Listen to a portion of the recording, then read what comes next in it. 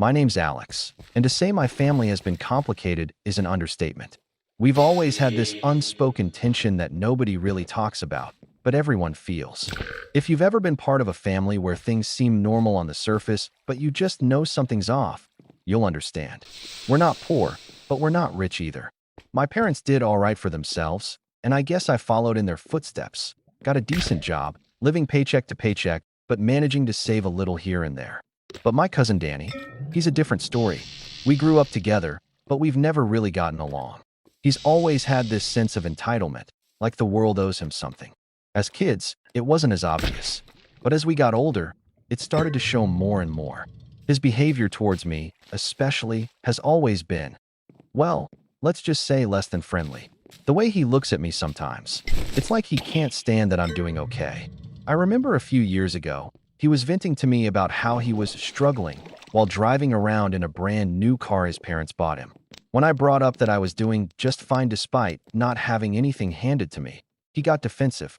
Fast forward to today, and I'm sitting at a family dinner, trying to hold it together. This gathering, like most others, is an excuse for my relatives to pretend everything's fine. We meet at my aunt's house, a little suburban home with a white picket fence, but everything's tense inside. My aunt, uncle, and cousins are there, as usual. The air is thick with forced conversation and awkward smiles.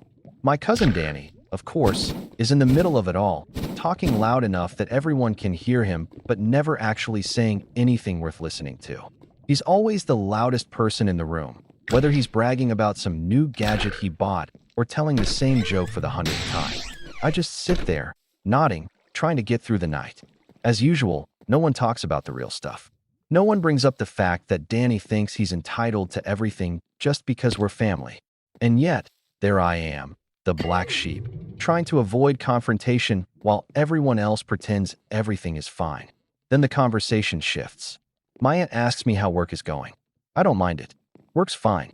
I tell her it's steady, and she nods like it's the most interesting thing anyone could have said. I know she's trying to make small talk, but it's clear that no one really cares about the details. That's when Danny starts. He looks over at me with that smug grin of his, and I know immediately that something's coming. So, Alex, he says, tapping his fork against his plate, how's the job? Making good money now? You always seemed like the type who'd do well for yourself. He says it like he's genuinely curious, but I know better. He's sizing me up, trying to figure out how much money I'm making. I don't answer right away. I know he's fishing. Oh, you know, I reply casually, just the usual. Working, saving up a bit here and there. Nothing too crazy. I keep it vague, watching him closely. I can tell he's not satisfied with that. He leans in, his voice dropping just enough for only the people closest to him to hear. Yeah, well, you've got that nice little chunk of change now, huh? Must be nice, he says, smirking. I don't know if he thinks I won't notice, but I catch the edge in his voice. The unspoken challenge. I've been thinking about getting a new car, he continues, his eyes glinting. But, you know, with the way things are, I'm kind of short on cash. You know how it is, right? He lets that hang in the air, waiting for me to bite. I don't take the bait. Instead, I just take a slow sip of my drink, pretending not to notice his not-so-subtle jabs. It's like he thinks I'm too dumb to see what he's doing. He's fishing for a compliment, trying to make me feel guilty that I'm doing better than him. Oh yeah, I ask, keeping my voice light. Well, you'll figure it out, I'm sure. That's when he presses. I mean, come on, we're family, right? Danny leans in even more, dropping his voice to a near whisper, though it's loud enough for everyone at the table to hear. You know, family helps each other out. I was thinking, maybe you could spot me a bit of cash. Just enough to get that car.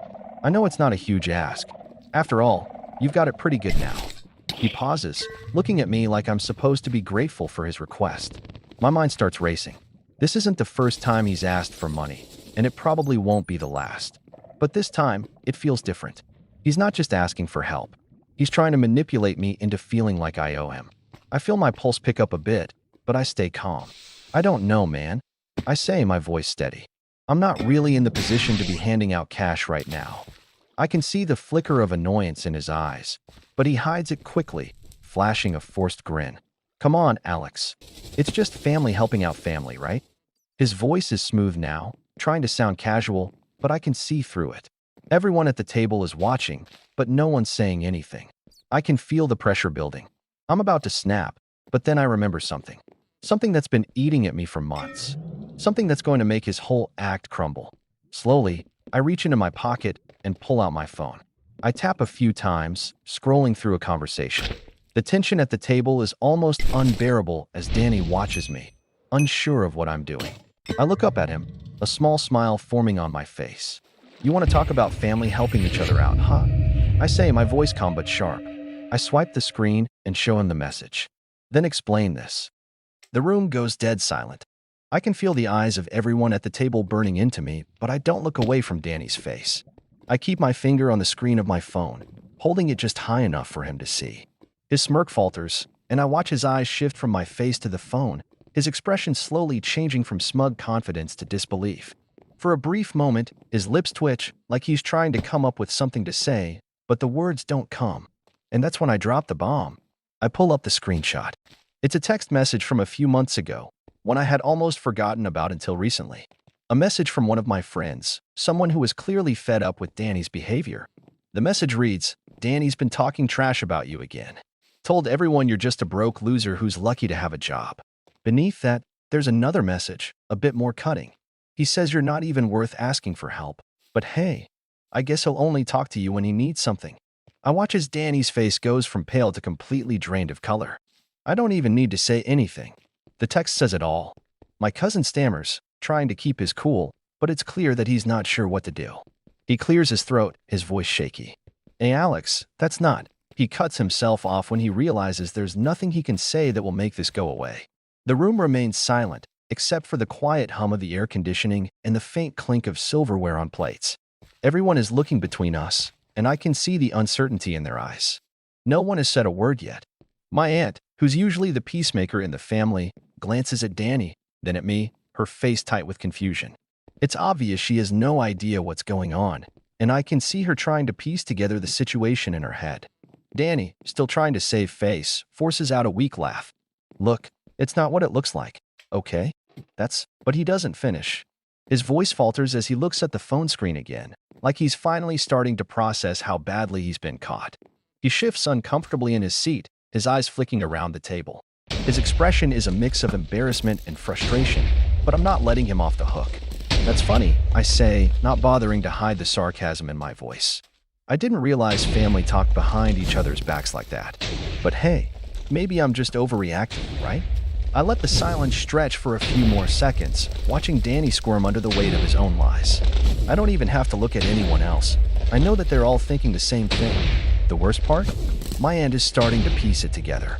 She looks between us and then at Danny, her face slowly changing from confusion to concern. "Danny, what is this?" she asks softly. "What's going on?" I don't answer for him. I just let the silence hang in the air, letting the truth settle. Danny opens his mouth again, trying to speak, but no words come out. He's running out of excuses, and everyone at the table is starting to see him for what he really is. The smug, entitled attitude he's carried for years is starting to crack, and for the first time, I'm not the one in the hot seat. But then, just as I think I've got the upper hand, my uncle speaks up. All right, let's just calm down. Everyone's a little on edge, okay," he says, trying to defuse the situation, but I can see it in his eyes. He doesn't really believe Danny, not anymore. There's something in the way he glances at me now, like he's trying to figure out whether this is a family problem or if it's deeper than that. Danny, sensing the shift, looks to my uncle for backup. "Dad, this is ridiculous," he mutters. "Alex is just trying to make me look bad in front of everyone. I was just asking for some help, like any family would. This is blown way out of proportion." He's scrambling now, trying to manipulate the situation, but it's too late. The cracks are starting to show. I stand up, placing my phone face down on the table. "I'm done with this conversation. I'm not making you look bad, Danny," I say coldly. "You're doing that all on your own." I turn to my aunt and uncle, my voice steady.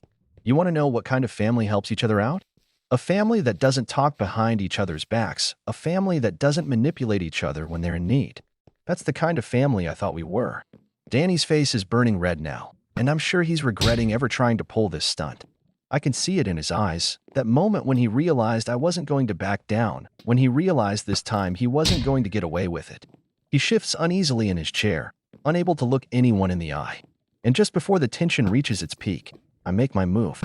You want money so badly? I say, my voice cutting through the silence. Then explain this. I reach for my phone again, ready to show him exactly what I've been holding back. But I'm not showing him just another screenshot. This time, I'm pulling up something else, something that'll be the final nail in his coffin. I slide my phone across the table, face up, the screen glaring in the dim light of the dining room. The weight of the moment is palpable, and I can feel the tension growing thicker with every second. Everyone is holding their breath, waiting for the next move, even Danny, who looks like he's seen a ghost. I let the phone rest on the table, not saying a word. The text message on the screen is loud and clear. It's a message Danny had sent to one of his friends a week ago. Can you believe Alex actually thinks he's better than me? This guy gets a little bit of money and acts like he's some big shot. I wouldn't trust him with $1, let alone give him any help. I'll just keep playing the victim card. Family will always come through when you need it. The words hang in the air like a slap. Everyone stares at it, the silence suffocating. Even my uncle, who's usually the peacekeeper, sits back in his chair, eyes wide, not sure how to process this. My aunt's face is a mix of disbelief and shock, her hand trembling slightly as she reaches for her wine glass. Danny's face turns ghostly pale, his hand shaking as he reaches out to grab the phone, but I pull it away just in time. You want to keep pretending you're the victim, Danny? I ask, my voice steady, but there's a coldness to it now that cuts through the room. You want to keep playing the family card? Or should we talk about how you've been trash-talking me behind my back, calling me a loser to your friends while trying to suck up to everyone else when you need something? The blood drains from his face. His lips part, but no words come out. His entire posture is deflated, his usual arrogance gone, replaced by something I haven't seen in years, vulnerability.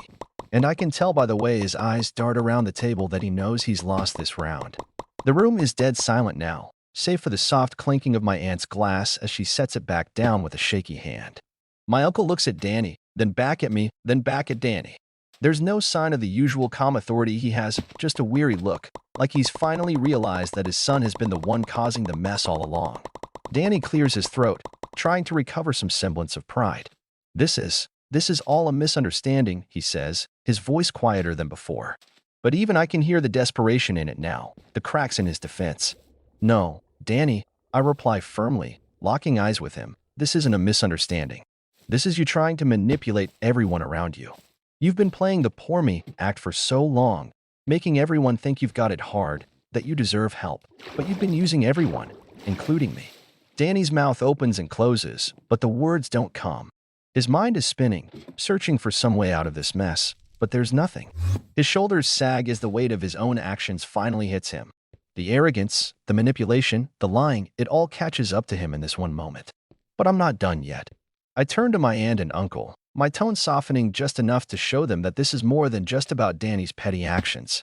I didn't want to have to do this in front of everyone, I say, my voice calm but firm, but you deserve to know what's been going on behind the scenes. Danny's been trying to manipulate everyone in this family for his own gain, and now he thinks he can pressure me into giving him money just because he's family. Danny's eyes widen, and I can see him panic. I didn't mean it like that. I wasn't trying to manipulate anyone. I stop. Danny, I interrupt, my voice louder now, no longer allowing him to weasel his way out. This is exactly what you do. You gaslight everyone around you into believing you're the one who's been wronged, and when that doesn't work, you use the family card to make us feel guilty. I let that sink in for a moment, letting the full weight of my words land. The silence stretches on, thick and heavy, until finally, my uncle speaks up, his voice tight with disappointment. This isn't the first time you've acted like this, is it? He asks, his eyes narrowing at Danny. Danny's jaw clenches, and he opens his mouth to protest, but my uncle holds up a hand, silencing him. You've been doing this for a while now, haven't you? Using people, playing the victim, and taking advantage of their generosity whenever it suits you. Danny doesn't respond. He can't.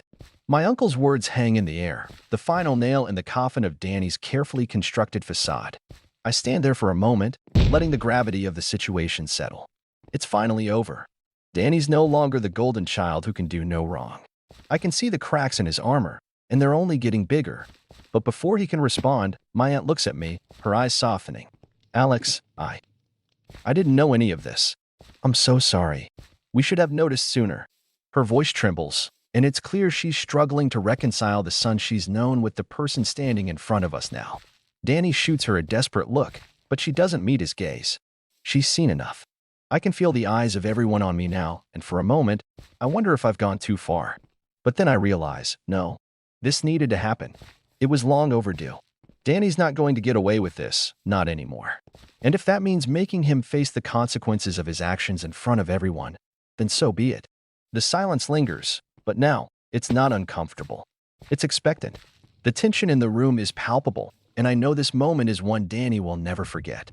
But there's one more thing I need to say, one last thing that'll make sure he understands the full weight of his actions. Just remember, Danny, I say, my voice low, family doesn't help each other by taking advantage of one another. It's about respect, honesty, and not pretending to be someone you're not when you need something. I wait for him to respond, but there's nothing left to say. The ball is in his court now, and I've made sure everyone here knows exactly who he is. But then my aunt speaks up again, her voice softer now, more apologetic. We're going to need to talk about this later, Danny. All of us. The words are final, and I know that whatever happens next, nothing will be the same. But for now, I let the weight of the silence linger. Danny finally pushes his chair back, standing up abruptly. His face is flushed, eyes wide with a mix of frustration and humiliation. He glares at me one last time, but the fire he once had is gone. It's replaced by something more painful, realization. He knows he's lost, and there's nothing he can do to fix it now. Without saying another word, he storms out of the room, slamming the door behind him. The house seems to exhale a collective breath, as if the tension in the air has been lifted. My aunt and uncle sit there, stunned into silence, processing everything that just unfolded. Alex, my uncle begins, his voice still thick with disbelief. I had no idea. I should have been paying more attention. You didn't deserve any of this. I nod, my chest tightening just a little. I don't expect anyone to know everything, Uncle Mark. But it wasn't just about the money. It was the way he's been treating me, manipulating everyone around him, thinking he could get away with it just because we're family. It had to stop. My aunt sighs, her hands trembling as she wipes her eyes. I'm so sorry, Alex. I didn't see it before. I'll make sure we talk about this, really talk about it, when Danny calms down. This family can't keep going on like this. I nod again, my gaze lingering on the door where Danny had exited. In that moment, I realize this won't be the last time this conversation comes up. But for the first time in a long while, I feel a sense of relief. It was a brutal confrontation, but it was necessary. The dinner was over after that. No one really had much to say, and I could tell my aunt and uncle needed some time to process what had just happened. I left shortly after, saying my goodbyes and heading home with a mix of emotions swirling inside me. I was angry at Danny for everything he'd done, but I also felt a strange sense of closure. In the days that followed, I didn't hear from Danny. I knew it was probably best that way.